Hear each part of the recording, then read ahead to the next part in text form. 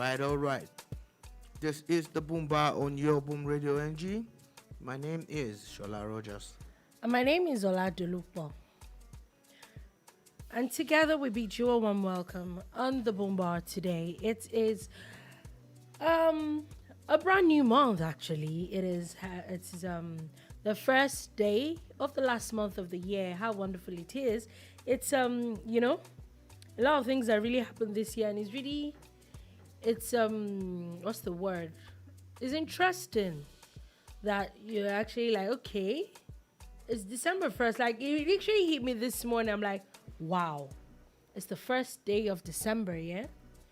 What it is what it is. It is what it is, and I'm really thankful. I am very thankful, actually. 30 days to the end of the year, 24 days to Christmas, 25 days to Boxing Day, 17 days to one party like that I'm not allowed to talk about. I can go on and on. It's an important month for a whole lot of people. Yeah, it is. It really if it's is. your birthday, we wish you a happy birthday. Big shout out to Damuche. Oh, yeah. Damola Layade. Happy birthday to you. Where the party at, man? There's a train now, so we can we can make it back on in 2 hours. In a space of 2.5 hours, we'll be there. I'll be back here. You know how it goes. And so, and to all the other birthday people, happy birthday to you. happy birthday. We're telling you, or we're wishing you long life and prosperity right here from Boom Radio NG. And there's a whole lot of stuff. Definitely, we're definitely going to talk about. We know that COVID is back on the front burner now, so we know that Omicron variant is everywhere. Nigeria has finally decided to realize that they now have Omicron variant, which is very interesting, though. There's a little bit of very interesting thing, and it's been looking like every day that I'm not sure this is actually a South African variant after all. Well, then we've always said it. There's a few other things. We've always said it that the fact that South Africa discovered it does not mean it's a South African thing, and how we had to follow what Botswana said, that it was first discovered, from people who were coming from the West Africa. From West Africa, which Nigeria is. We'll definitely let you know a lot more on that. There's a lot of talks about, looks like the President Buhari is blowing hot when it comes to people that looks like there was some padding and some illegal. There was corruption. Corruption. Corruption. Let's not do that today. Let's not do that today. Well, let's not do what? The way I can pronounce this, my tongue is affected. Wow, you just realized that now. So anyway. There's also talks, Kano State government. We talked about Kano State government yesterday, and all the judgments they got. Now they look like they definitely have a reply for everybody. They're not taking it sitting down. Today is World AIDS Day. There's some scary numbers that are coming out. Today is End Inequalities, End AIDS. That's supposed to be the theme for this year's World AIDS Day. Is still sort of like a pandemic, yeah. Especially in Africa, it is a pandemic. When you hear the numbers, oh my God, it's scary, man. Yeah. So also still talking COVID, or somehow I was going to say that officially today the federal government of Nigeria has started barring people from entering into the federal secretariat Abuja. People that are unvaccinated, and it looks like they're not playing around. There was a deadline, and they're not playing around with that at all. And this and many more. The story that broke earlier today, where a 15-year-old was said to have shot 3 people dead and there are 8 other people injured in a school in Michigan, in the United States. There is another story that broke this afternoon that said that a particular secondary school in Nigeria, where a 12-year-old boy was also beaten to death because of some, I think it was his peers that beat him for some very funny reason. All this and many more will get to you today on the Boom Bar. So you know what? Sit back, relax, get your drinks, and then let's start. All right, let go, man. Let's go. So first things first, I was going to start with Lagos, and we know that for a few days or for a few weeks now, there's been a lot of talks on the NSAS report, and then yesterday the Lagos State government finally released a white paper on the reports that was submitted to them by the NSAS judicial panel. And there's been, of course, there were some recommendations by the panel, and there's some that the Lagos State government outrightly denied, some they are working on, and some that they're referring to the federal government. So first things first, the one that is like really big on everybody's lips is the Governor Sanwo-Olu's press conference yesterday. He had a press conference where he was inviting everybody for a peace walk. And there's been a lot of reactions from that because a few celebrities have come out to say that they're not interested in a walk, all they're interested in is justice. God. Let's talk about that. Let's not hold back, yeah? So, 2 weeks or thereabout ago, 3 weeks ago, the document that was presented to Lagos State, either the original or the doctored one or the unedited one, was leaked to the media somehow. And everybody already had an idea of what the panel was saying, but not all of those things were contained in the leaked document. So people had already said they were waiting for the white paper, which is the process that would determine how we would react and proceed on this matter. Everything is hinged on how Lagos State would interpret the result of a panel that they set up that worked for a whole year. Mm-hmm. And haven't intel people about what the press conference took place hours before the white paper was released. Released, yeah. The white paper was released like in the evening or late last night. The conference took place almost about the time that we were having the boom bar, almost about that time.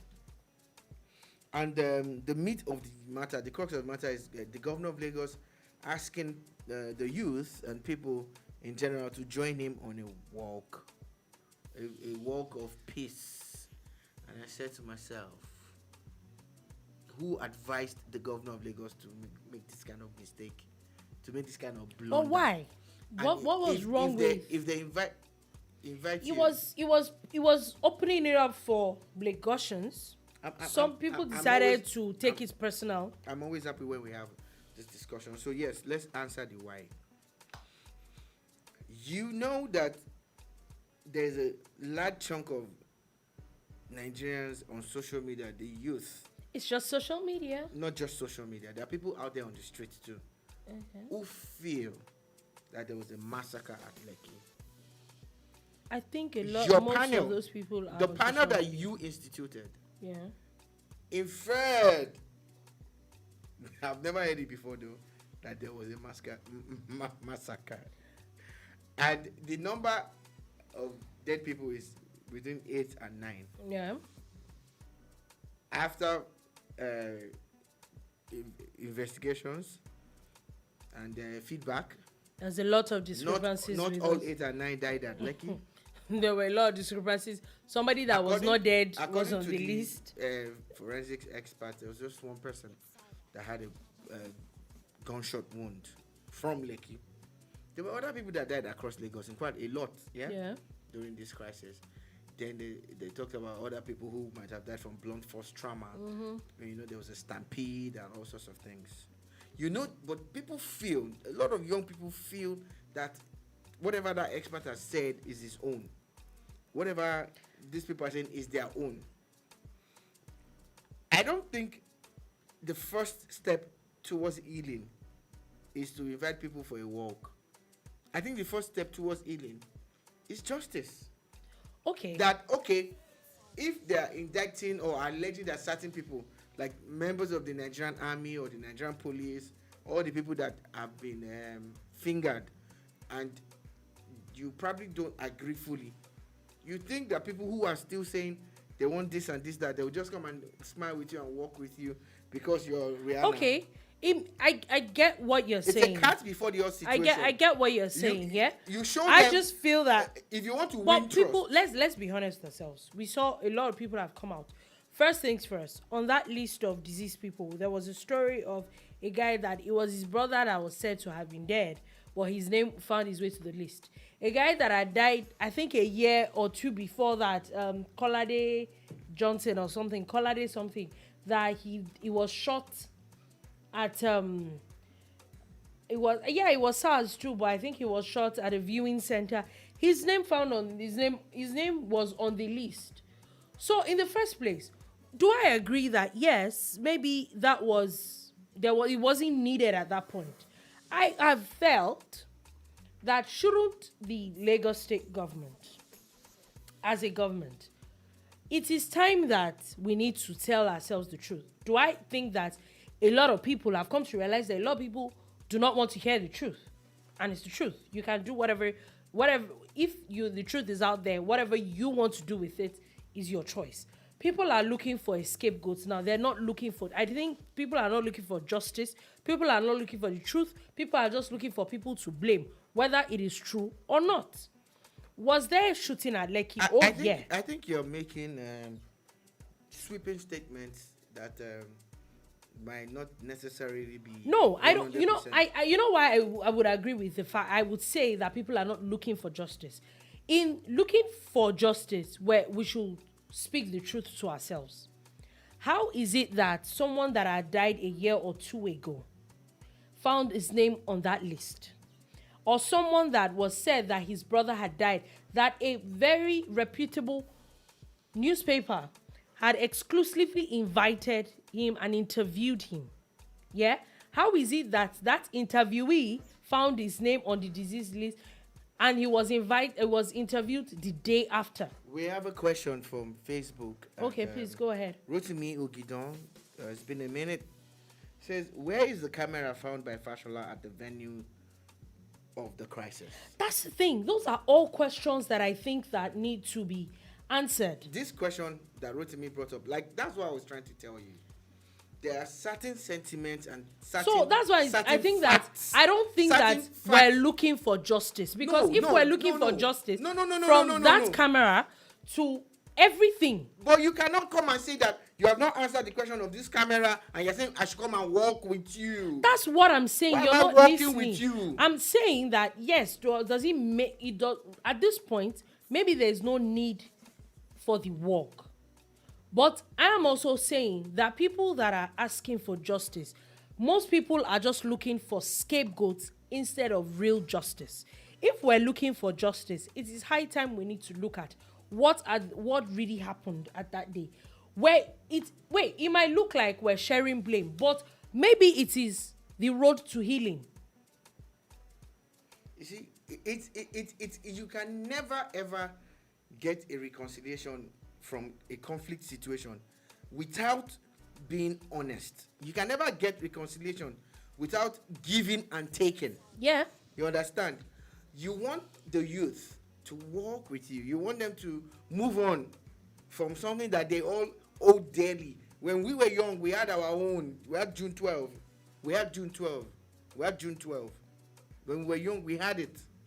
The people before me, they had Ali Must Go and all of that. Everybody, even the one before June 12, we joined them. We held those. Even this governor and other people would have been part of it growing up. And you know the sentiments that you feel when you feel that government is using its weight and its power and using the might of state against you. Then picture yourself in 1992, 93, 94. The president of that time or the governor of that time now says, forget about whatever happened, let's work together. It doesn't make any sense. There's no sense in this. There's no sense in it. But after everybody, at least a lot of us voted for Abiola, Then they put him in jail because he declared himself as president at Ekotedo. If they had released Abiola and they had declared Abiola president in waiting, and he now became president, and now said, oh, let's go for it. The entire country, at least the people who supported Abiola, will come out and work with the military and say, we're working with you for taking this decision. Okay, so what decision do you think that would What decision? agree with people at the moment? Well, I'm not sure I can speak for everybody, but what I feel, again, I repeat, if your panel says there were 8 or 9 dead, and they're saying that at least one was from gunshot wounds, and there was blunt force trauma and other people who had died from whatever cases, play up every single person that died as an important person. Immortalize them. Empower and bless their families. Let the youth see the truth and the sincerity of purpose. That I am not responsible for this. When, for instance, there's a gray area that I feel Mr. Governor has not played up. He made a statement immediately this happened that nobody died. As at that time, that was the information that was available to him. He has not come to edit it. He should have said, look, when I made that statement, it was because the information at that point. And as a governor, we saw his video. He was going from hospital to hospital, 2 a.m., 3 a.m. He was out there. You should play that up. You're quiet. Well, every time they say, they hold it against him that he said nobody died. Then later, they now said 1 or 2 or 3 people died. You get? This other person too, Switch, that said 78 people died. Said that she didn't say it. She said she didn't say that. Oh my God. God. She said she didn't say that. They said it was a fake handle or something. But a lot of people died. Then some of the international bodies that had high figures they started reducing it. How do you So reduce I'm saying dead that bodies? for facts to come out, take everything chronologically. Yeah, and then have, let's know like a forensic audit of all this information and say, look, these are the facts. Now, having had the facts, let us move on. Let us address everything one-on-one, holistically. And after we have addressed it, then we move on. But you don't need them to work with you, Mr. Governor. You've just basically rubbished yourself because now there are posters out there on Twitter saying you will walk alone. They're actually poking fun at the governor. They're laughing at him. And I feel for him. I'm like, okay, the sad part for him is that the youth who support him from his own APC side are angry that he even made such a gesture. Yeah. So those ones are actually calling him out. If you go to Twitter, you will see it. Then the ones that he's trying to bring to his side to make see that, oh, I'm a good guy. I honestly don't think you cannot be a governor. You can try to be a good guy, but you can't. But you can't be. Everybody. You can't please everybody. I think this is what. This is what. In reaching out to the youth, is fine. But in asking them to join you for a walk for peace, I think that you can't please everybody. And that's the truth. Seun Kuti said something. He said, "Look, there's peace in Lagos now, and nobody walked for it. Nobody had to go on a walk for it. So why are we walking for peace? You understand? That's what I'm saying. Like, you know, Lagos is relatively peaceful, and we don't recollect anybody saying, "What are you doing? Walk with me for peace." Then again, that has to be biggest knock that I have for this governor is that we're talking about COVID-19. We're talking about social distancing. We're talking about safety. This is the same state that cancelled its own festival that was supposed to attract crowds. This is not the time. Then you want to gather people to walk. So what happens if 10,000 people come? You have 10,000 masks to give them. You have the police to monitor 10,000 people to space them out and make sure that they don't breach any COVID-19. You're going to shut down the state? Or what are you going to do exactly? I don't think this was carefully thought out by the governor. I don't think the idea of the walk was. Look, and they're still talking about the white paper, yeah? There was a recommendation that the Lekki toll gate should be renamed as NSAS toll gate, which, of course, when I saw that thing, when I first saw the recommendation, I'm like, what did you think? Anyway, the Lagos state government has rejected it. And I'm beginning to wonder. I know there was a judge and a few other very learned people on this panel. And as much as we're knocking which a lot of people might not like my angle, as much as we're knocking the government and the governor and the federal government, in asking some things, can we be a little bit realistic? Okay. The minute I saw that thing, it was obvious. I knew it was. I didn't have to be a government person. I didn't have to be a judge. I didn't have to be a lawyer. I didn't have to be a politician for me to know that thing was not going to fly. Okay, so being realistic is relative.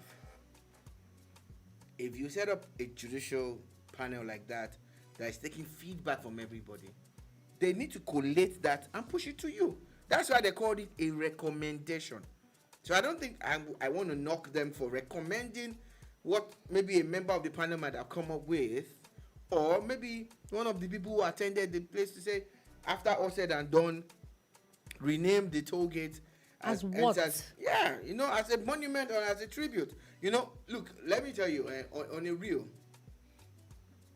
there are steps you take towards healing, and I like that Lagos State is standing on its ground to say some of these things you're saying we're not even going to do it at all. Forget it. I think they're only adopting 11 out of 30 or 41 or whatever numbers that they have as suggestions. So the thing is, some of them are beyond the purview of the state. So they said they're going to pass those recommendations to the federal government. A lot of things are the purview of the federal government.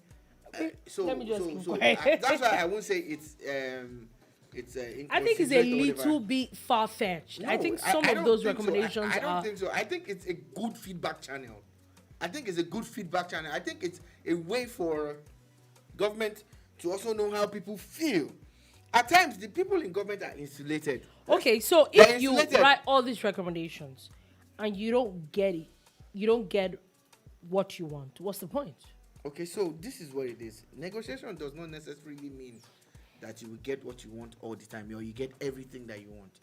But there's this satisfaction or you receive from knowing that you have expressed yourself and you have asked for these things. Some of these things that is happening under President Buhari were recommendations that were made years ago. For instance, the renaming of the National Stadium in Abuja. Yeah. The National Stadium in Abuja was named after MKO Abiola. The suggestion was not originally mooted under Buhari's government. They just didn't do anything about it. So we can't say something is inconsiderate or they're not being real. It's just that at times the government of the day might not see it. And then a lot of people might feel it. Okay. Then eventually it becomes a thing. So another recommendation I don't think there's anything wrong with that. They made was that disciplinary actions should be made to the following officers: the Lieutenant Colonel S.O. Bello, Major General Godwin Umelo, who refused to honor its summons in order to frustrate the investigation. So, first things first. Why I said that some things are a little far-fetched is why I said that we know for a fact, at least I know for a fact, don't let me generalize that everybody knows, that the army, the Nigerian army, is a federal government parastatal. It has nothing to do with the states. The states have, don't let me say no, but almost no input when it comes to the army.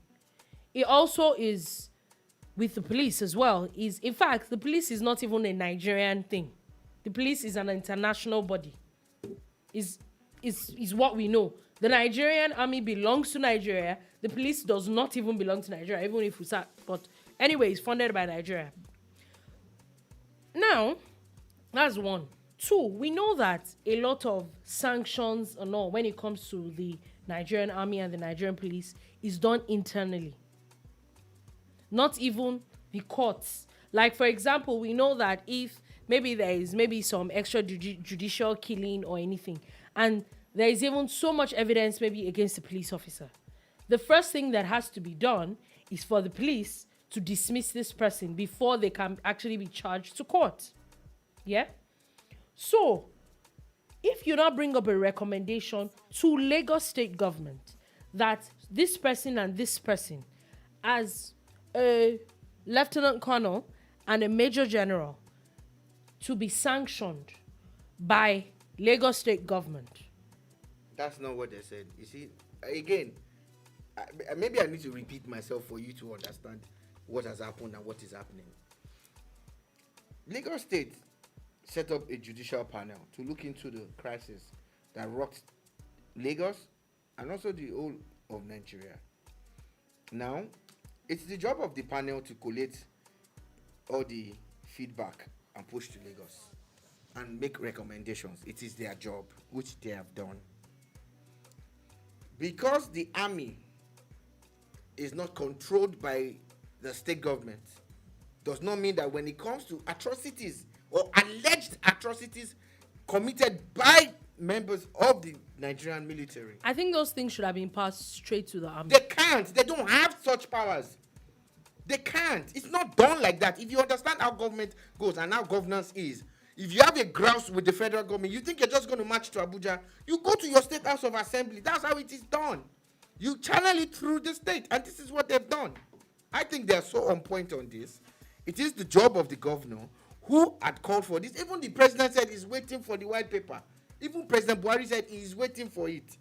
So I think there's nothing wrong with what the panel has done here. What they need to do is what they've done. They've taken the information. These are the recommendations. We've given them to you. It is now within your own power because they don't have executive powers. They don't have any other powers. But the power that they have is derived from the governor that set it up and funded it for a whole year. All right, so I'm except we're saying that whatever they did was a charade. Except we're saying it was just a time-wasting thing, or they're basically playing to the gallery. Is that what we've had for the past 1 year? I don't think so. I think the governor of Lagos means well. I think it's done right by setting up the panel, and they have results. He wasn't the only one that set up a panel anyway, but the feedback should be channeled, and that's what they said they're gonna do. And I trust Lagos State they will do it. So finally, before we leave those, there's something that they also talked about, and Lagos State government has agreed that at the Lekki toll gate, that every October 20th it's going to be toll free. And for me, what that means or what that sounds to me is like the toll is coming back. Oh, if you're ever in doubt about the return of the toll plaza, you probably be living on planet Mars or something. It's a business. It's an ongoing concern. They signed it's like a JV of sorts, you know. So they must have declared a force majeure and everything. They've lost a lot of money. A lot of money. You think they're not going to come back? Then you're joking. You know, they're joking. I saw a friend of mine tweet, and the toll gate must not return. It's causing traffic. And I looked at the person and I laughed. I said, you know, go face your Ibadan, Jeje. It's causing traffic. Why did you have to say Ibadan? I didn't mention anybody's name. You just had to put Ibadan in the mix. Okay, you know, go face your state, Jeje. Okay. That's better, right? I'm moving on. Sad news in Kano State, as it has been recorded that a boat that was ferrying about 50 people have capsized because of overloading. Sad because most of the people on that boat were children ages between 9 and 15. And as we recorded, last count that about 40 people have died. It's really, really, really, really, really sad that we now have these problems. I know that both mishaps happen in different parts of the world, but if you go and check, well, this is very avoidable. If you go and check, we probably have a situation where people did not have the right things in the right places. Did they have a lifeguard on that boat? Although how many people can they save? Well, at least it will save some.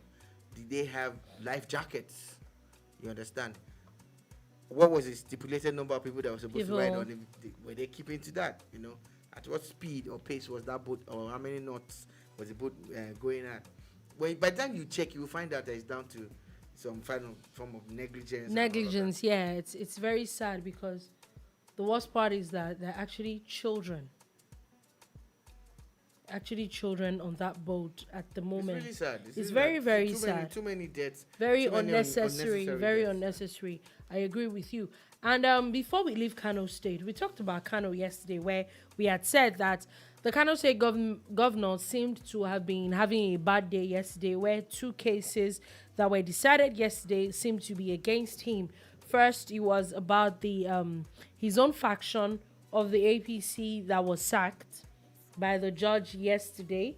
And also the one that everybody was talking about was the one that concerned the banished, deposed emir of Kano. That's Sanusi, Lamido Sanusi, and the former CBN governor. And using that, it was very funny because everybody, when that matter first started, everybody was wondering that what happened? Why in the world would anybody want to banish? Okay, you already deposed him. What sense does he make? Why do you need him banished? First, he was banished to Abuja. Then he was moved. He was actually moved by people of the DSS and of the police, security agents, first from Kano all the way to Abuja, then from Abuja all the way to Nasarawa, I think Awa in Nasarawa state. And he was there, he couldn't go out or anything. And it's very funny because, and then now the court had yesterday said that it was an infringement of his human rights. Yeah, but eventually made it to Lagos now. That's what I'm saying, that it was actually, but he can't go back to Kano. Yeah, we get that. And then it was like it was infringement of his human right. This was what the court had said yesterday. The court had asked the Kano State governor for a public apology and also to pay him 10 million naira in damages. But now the Kano State government comes to say that, according to them, the former emir of Kano is still banished and that they are going to court to challenge it. Yeah, there's a place where culture meets governance or politics. Choose any words, but choose them carefully. The bottom line is that, politically, the governor is empowered to do something that's cultural.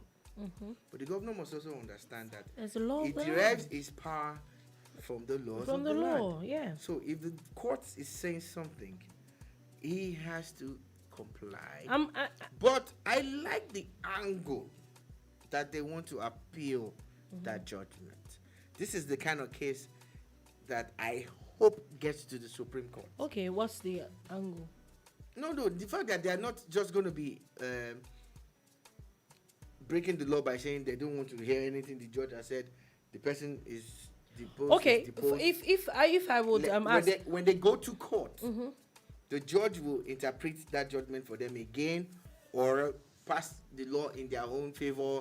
Then the SLS himself, Sandusi Lamido Sanusi, can take it higher until we get. I was the even final going to judgment. say that. So that Even way, if as of now, there is a court judgment, I don't think it is in the purview of Kano State government to still stop him from coming to Kano. There is a court judgment that says he's not banished. That's what I'm saying. So the matter again. So I don't think that they even have the right to say he remains banished. They do, based on their stance. It's not about stance, it's about the law. But the law has people who enforce it. The police. They are the ones that are empowered to enforce after the judgment has been passed. So it is for the person who got the judgment to test the law, either by going there physically and to see what happens to him, or by saying, if you don't want to listen to this court, I will go to a higher court. The way this thing is going to play out, that's why I'm saying that it might be a classic case, that might lead to get to the Supreme Court. Yes, before we get to find out. I really hope. The reason why these kind of things are important is that we know how it helps interpret things. How we have had several issues like this in the past, and how it has played out. So subsequent issues will have a reference point. Yeah, To say, in the case of this didn't Sanusi, happen. Lamido Sanusi versus Kano State government. Yeah, I This agree. was the judgment that was passed. Then they can now use that as a yardstick or a benchmark, you know. So yes, they shouldn't be saying it, but because they want to appeal, I think they need to go and get an injunction or something, or else they will be in contravention of a law. Of the law. So, And sadly, the governor is immune. yeah, but it's the Sadly. government, it's the whole Kano State government. So, now everything that moving on from that, I won't talk about Omicron. Yeah. For people that do not know what Omicron is supposed to be the new COVID-19 variant that was recently discovered by South Africa. And a lot of people have been shutting their borders to South Africa, especially air travel of a lot of the European countries have been shutting their borders against South Africa and southern African countries as well.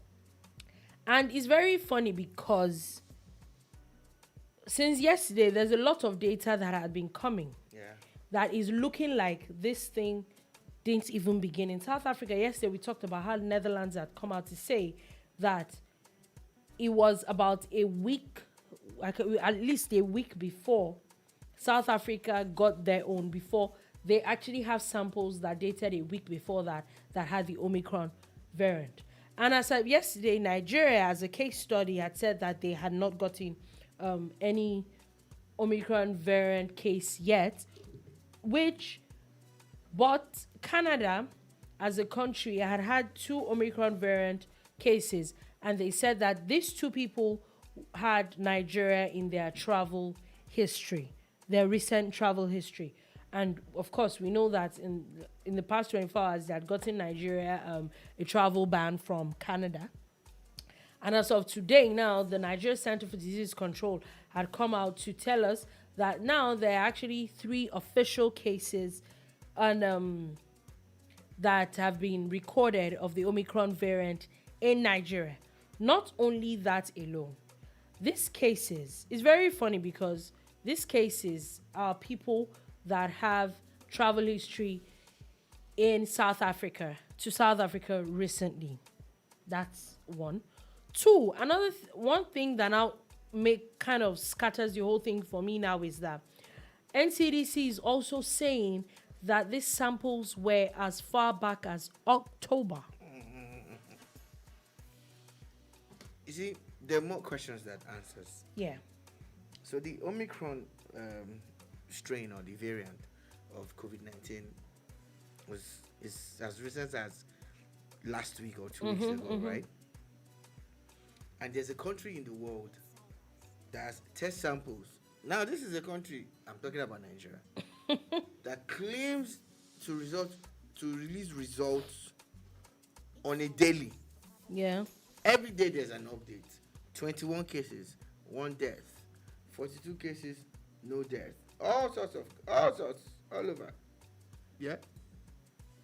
So how come you have a sample from October? Did you go back to start They need to answer this question. answer the questions, yeah? And as at that time, is it that you didn't know That it was a variant? different variant than what was. And did you announce it? Because all the disease control agencies are actually working together globally. You know, they are working at the regional and at the individual countries levels and all of that. So how come there's a variant of Omicron from October?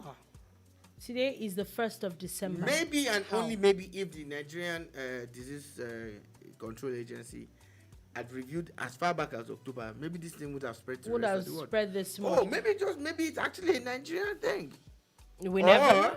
Or it was no. There's a lot of countries that are getting it. Yesterday, now it has increased because Saudi Arabia has officially recorded its first case of Omicron variant. Brazil has also recorded it. South Korea even has 5 at the same time. And it's funny how it is South Africa and Southern African, or more like say African countries that are getting banned. It's very funny.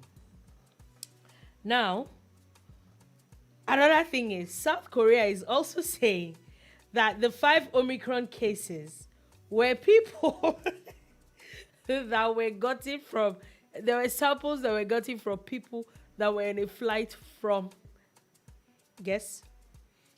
Me, I know the guess. Have a wild guess. I don't know book. Nigeria. I don't know book. I don't know book. Are you sure this thing did not even... Because remember that Botswana had come up where it was first discovered and said that there were travelers from West Africa. I won't be surprised if they were travelers from Nigeria and that they just did not want to say. Ghana has also come out to say that they have Omicron variant now. So how come all the 5 people in South Korea, they were all gotten from Nigeria? How are you sure is not a Nigerian variant, not a South African variant? Just like I said, before, we carried on here in Nigeria like everything was over. We did, actually. We still are. We're partying already. The concerts and the major events, the political rallies, and all of that going on. National conventions, all sorts of things that are crowd-based and which are referred to as super spreaders. So, am I surprised that we have this issue? No, I'm not. My problem is, even at that, people are still refusing to get vaccinated. Even at that, people are still claiming that it doesn't even exist. People are saying vaccine in the mud, all sorts of things. And I'm like, you know what we find at the end. I know someone who actually still feels that there's no COVID. There's no COVID. It's very funny how I know someone that had that mentality until they almost died from COVID. I will just be quiet now. Anyway. And now I say, wear your face mask. Go, wow, really? Wow. There's COVID now. Moving on. Still talking about health. Today is World AIDS Day. And the theme for this year is End Inequalities and AIDS. Now, WHO, as you know, the Global Health World Body, has said that they brought out some very scary numbers. Yeah. And they say that almost 2,500 new HIV infections occur every day in Africa. Yeah. To even make it more scary, they talked about how almost 2 of every 3 HIV/AIDS case is from Africa. And you're talking about 2,500 cases daily. And you know what amazes me with something like HIV is, okay, we know that, take COVID for example, is communicable. Yeah? HIV to a very large extent is not communicable. How do you mean? The chances of getting HIV from these days, there's a lot of sensitization on sterilizing stuff. You see people go to barbers with their hair kits. In fact, it's said that even if it dries up, there's a really slim chance it's from getting it from sharp objects compared to getting it sexually. Yeah? So a large chunk of HIV infections are still gotten sexually. Yeah, large chunk. A very large chunk of the bit. Yes, people get it from blood transfusion. Not saying that those things don't happen, but it's a very small percentage compared to people that get HIV from unprotected sex. Yeah? And that's what I'm saying. When it comes to sex and unprotected sex, the idea of it in the first place is a voluntary thing. So how are we still having a conversation of people having unprotected sex? You know, with multiple partners. How? You know, the sad truth about human nature is that We have coconut head. We like to cause trouble. we thrive We thrive in chaos. in chaos. You know, we want to be involved in some adventure or the other, not caring out and what it would cost you as an individual or as a corporate body. So in this case, you find that a lot of Nigerians actually still don't believe in HIV/AIDS, and there are a lot of Africans like that. And the ones that actually believe it have some fun. You look at the former South African president that was telling people to have a shower after having unprotected sex. I think, how do you do does that? that even How make does that even sense? make any sense with you? You're talking about the exchange of bodily fluids already. You can't wash it off. Because do you understand? My point is, when it comes to things like HIV, I feel that if we remove the issue of unprotected sex It will drop drastically. it will drop drastically. So why are we still having that conversation? I get it that there's the issue of a lot of people that they're uneducated, they're uninformed about it. But I also feel that there are a lot more people that are informed about it that are not anymore. Maybe 10 years ago, maybe 15 years ago, 20 years ago. But there's some things that these things have improved. The people that are even giving condoms for free. Yeah. So shout out to the condom companies.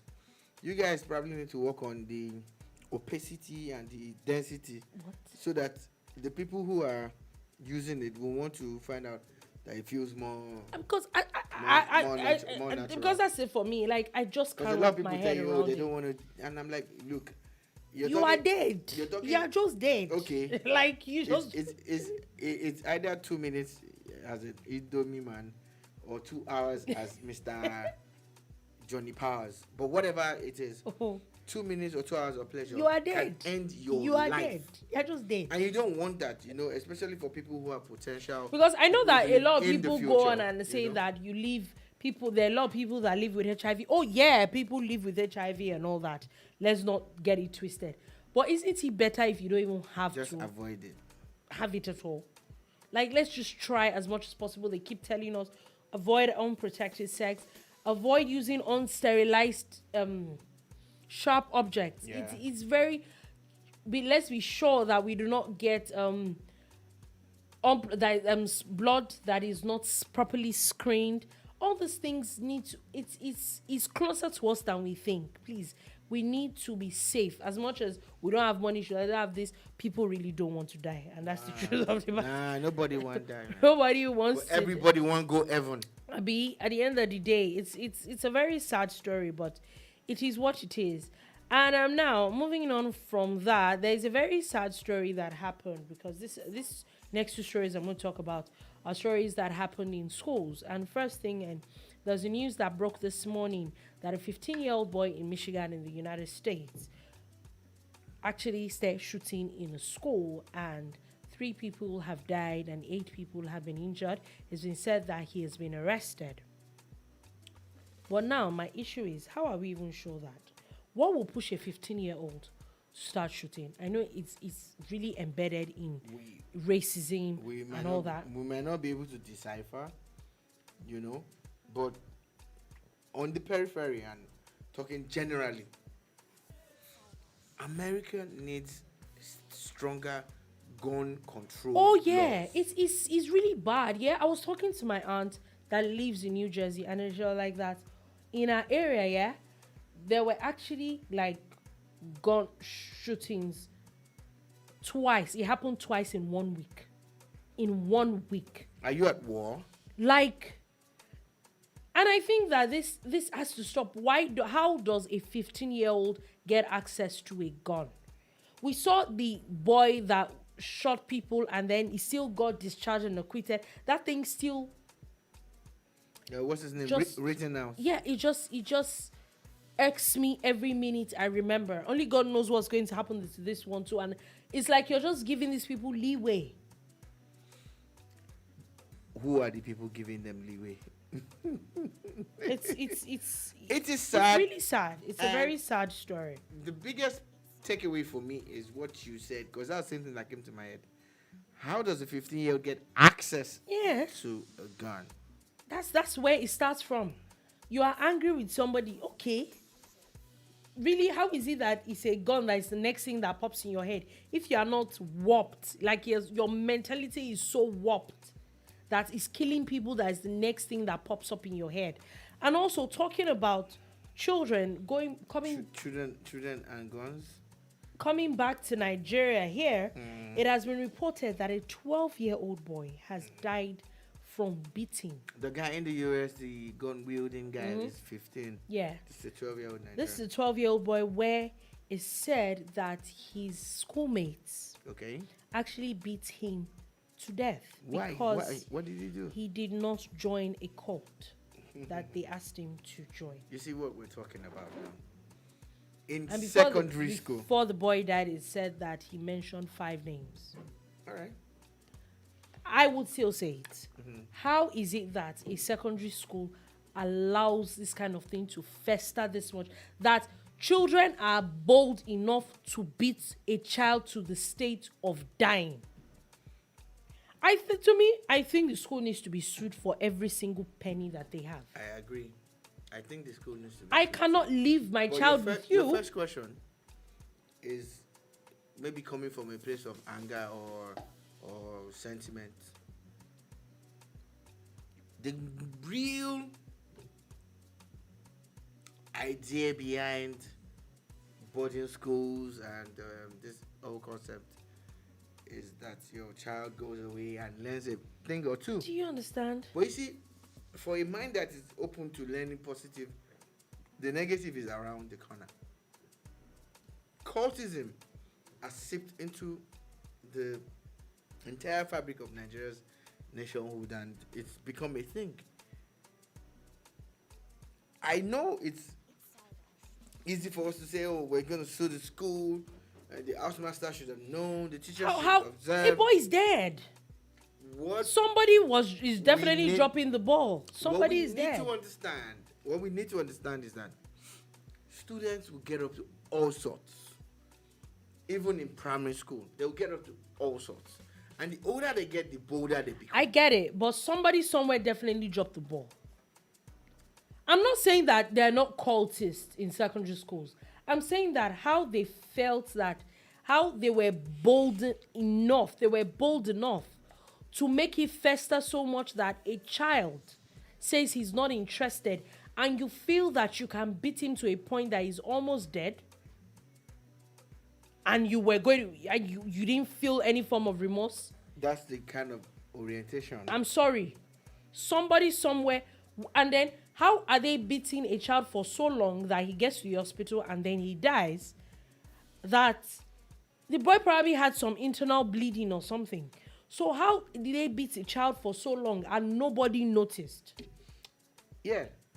Not holding brief for the teachers. I think the them. teachers But from the school we all down, need to realize everybody this. needs to We have to answer be real. for it. We have to be real with ourselves. How easy it is, or how easy do you think it is to monitor X number of students, especially when it involves even a boarding school or all of that? Yet it's virtually impossible. But what's now the point? It's the same thing. Why do you now want me to bring my child to your boarding school if you cannot keep that child safe? It's packaging now. A child has died. It's packaging. No. A lot of people take their children to some of these schools. You advertise a service. I'm hoping to get what's it called? I'm hoping to get value for what I'm paying for. For Christ's sake, this is a school, as I actually search, that you actually pay over 1 million naira. Oh yeah, it's not cheap. And then a parent pays that much, and then all you do is bring the dead body of the child. What No. I'm trying to say, No. and I'm not saying it's right for what they did to this young hero that has been killed. I'm not saying it's right. I'm just saying that when students get together, they get to all sorts of things. And if we don't step up our monitoring and our observation of these kids, That's we're what I'm saying. completely gonna be You out of can't sorts. continue like that. You just can't. There's no excuse. For example, no excuse. how many students do they have in the dormitory?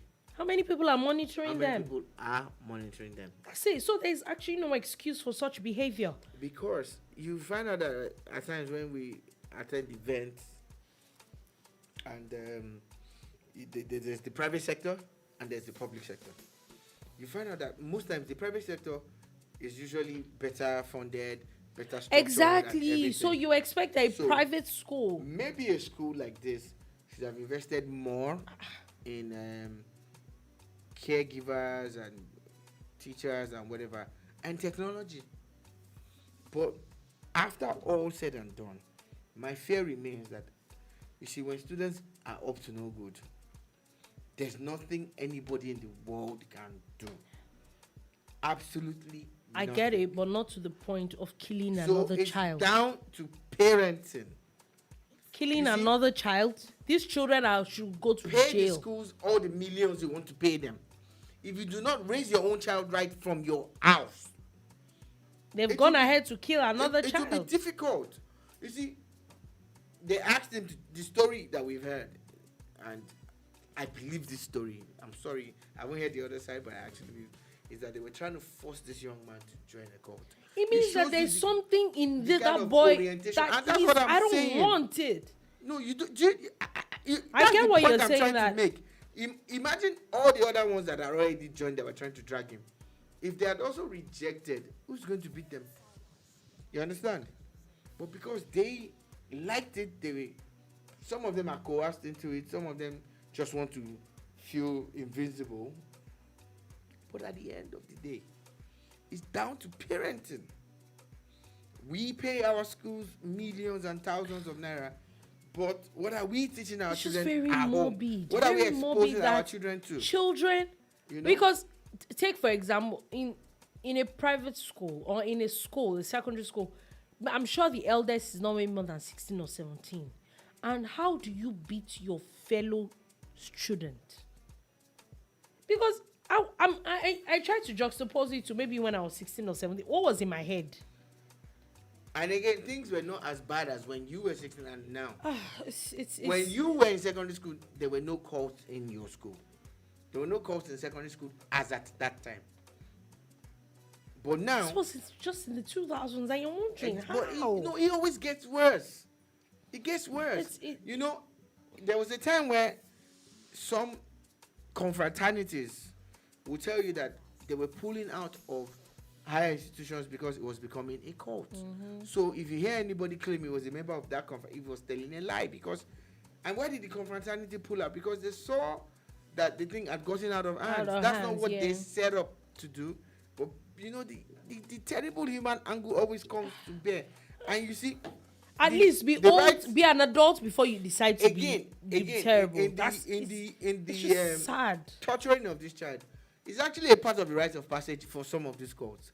They beat and beat and beat until they think you have qualified to become one of them. I really just want to hear the excuse that the school would want to give for this horrible It's really sad, actually. horrible It's really sad. thing. really sad. Anyway, on that note, that is all we're able to take today on the Boom Bar. Thank you for listening. Thank you for watching. We'll be back again tomorrow, but you could definitely watch this video again on our YouTube page. You could like the video. You can subscribe. We're Boom Radio NG and Boom Radio NG1 on Twitter. We're Boom Radio NG on Instagram, and then we're Boom Radio on Facebook, and we're Boom Radio NG on YouTube. You can catch us all day, every day, and on boomradio.com.ng. And on that note, peace.